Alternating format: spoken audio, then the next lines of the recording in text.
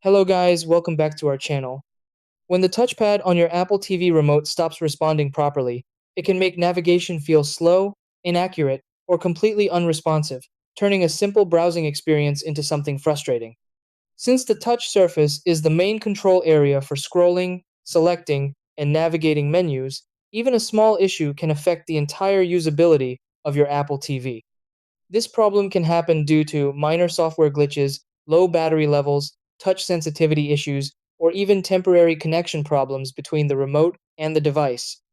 The good thing is that most of these causes are easy to fix if you follow the right steps in order.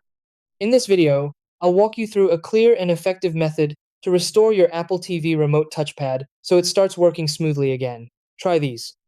1. Charge the Apple TV remote fully to ensure low battery is not causing the issue. 2. Restart your Apple TV by going to Settings and selecting Restart. 3. Move closer to the Apple TV and remove any obstacles that may block the signal. 4. Clean the touchpad surface gently to remove dust or moisture. 5. Repair the remote by holding the back and volume up buttons together for a few seconds. 6. Update your Apple TV software to the latest version for better performance.